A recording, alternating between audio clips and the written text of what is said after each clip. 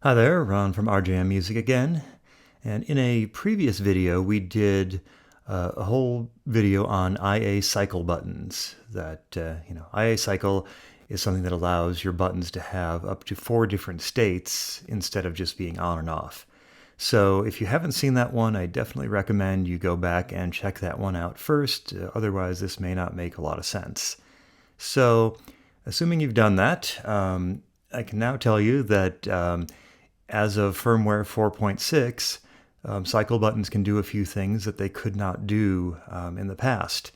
And that main thing is, well, the two things are they can now be grouped and they can now be linked. And I'll show you what that means. I've started up with a configuration that's a lot like what we had back in the IA cycle video. And if we open up this button, I'll show you we have a button that controls the Strymon timeline. And what the button does is it allows you to select up to 3 presets on the timeline. And we've set up 4 steps. The first step, what it does is it sends a bypass message to the pedal. So basically just turns the pedal off. If you recall with IA cycles, everything before the first step action is step 1, and then this is step 2, step 3, and then whatever's left after the third step is considered step 4. So anyway, first step, the pedal is off. Second step, we select PC number 1, and this time we use the bypass action to activate the pedal. If we send it a 127, that bypasses the pedal, that is, turns it off. And if we send it to 0, it removes the bypass or turns it on. It's kind of backwards sounding, but this is the way the timeline works. And so on. So the next step selects preset 2, and the third step selects preset 3. And we notice, unlike the previous video, we put a bypass message in each step, and that's kind of a safety thing, I guess, and we'll make it work better in more cases. So I definitely recommend adding not only a PC or a bypass message and a bypass message to each one to make sure that the pedal is going to be on the right preset and it will be turned on. If you look over at the cycle steps, I've named them and gave them colors. So we have an off step 1, and I'm just calling them short, long, and slap back as sort of placeholders for those names. And I have obviously I have IA cycle turned on, which enables this stuff to be set. So switching over to the presets tab, here's our button, and if we click on it, we can go through the 4 cycle steps, and we can save that for each preset. So maybe preset 1 has the short setting, and preset 2 has the long, etc. And we can, might as well do a third one while we're at it. So we've got those set, and on the real device with the pedal connected, it would select those presets on the timeline, and presets 1, 2, and 3 would enable the pedal and select the presets. Preset 4 would turn it off. Okay, so that's what we had before. So what's new? Let's go back to buttons here, and I'm going to copy this button and paste it to its neighbor's location here. And before I forget, I will open this up and I'm going to group these buttons. So I'm going to set the group number to 1, which puts it in the first group. And I'm going to open up this button, and I'm also going to put it in group 1. So now, obviously, it wouldn't be very useful to have these 2 buttons next to each other that do the same thing. So I'm going to make these buttons select presets 4, 5, and 6. 6, there we go.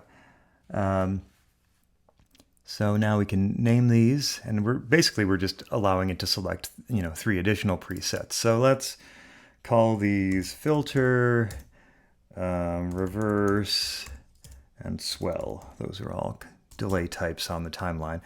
And we'll give them different colors too, just to differentiate them, like so. Now that we've set up this second button, we can close this up. And one other important thing, we need to set our group parameters, and we're going to select group 1. We can even call this group timeline just for our reference, timeline presets even. And we're going to First of all, allow all buttons off, and we're going to turn off send off messages. And so what this does is it allows both of those buttons to be off. If we didn't, the timeline would always have to be active. It would not it would not allow us to have both of those buttons turned off. And send off messages means when we press the second timeline button, the first timeline button will change, but it won't actually send its messages as it turns off. So we can now go to our presets here, preset 4, and let's set this. We can set this one now to like the filter preset, and preset 5 to the reverse preset. And you can see these buttons now interact, where if I were to say, no, I don't want reverse, I want the long delay, I click this one, and it becomes long, and this one automatically turns off. And so now these buttons are grouped together where clicking on one will affect the other. And so only one of them will be allowed to be active. And so you can do this with more than one of these buttons and access multiple timeline presets that way. These buttons will also link with NonCycle buttons. We could go over here and add another button here. And actually, we'll just say, say we have an effect gizmo connected that has maybe an analog delay connected. And let's say, well, I want to turn on loop 5 on the effect gizmo to enable this analog delay, but I never want this analog delay to be on at the same time as the timeline. So I'm going to put this one in group 1 as well. And then we can go over here and go back to our presets, and let's go to like preset 10.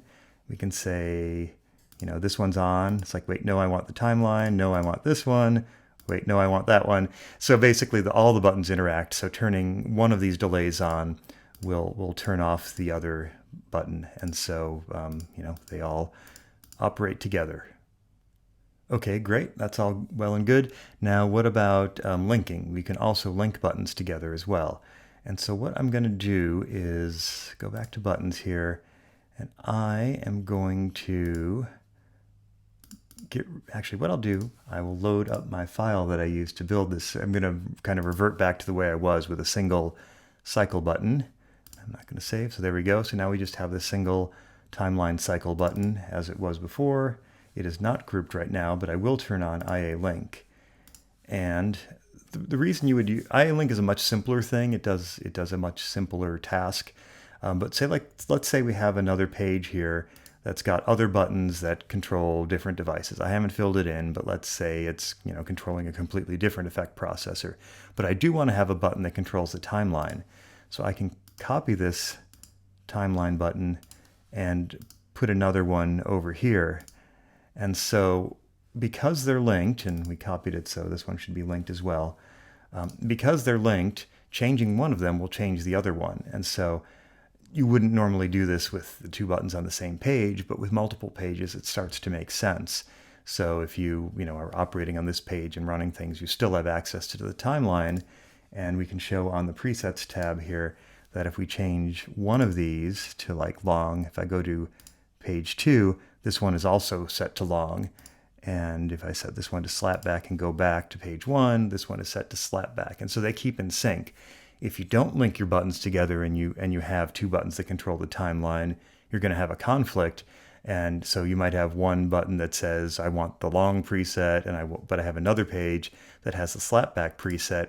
Then both of those are going to get sent. And actually the one that's on the higher numbered page will actually win, and it will end up on the slapback. So linking the buttons together will make sure that those buttons will always remain in sync and would never have a conflict. This works best with buttons that are identical. You can get tricky with it.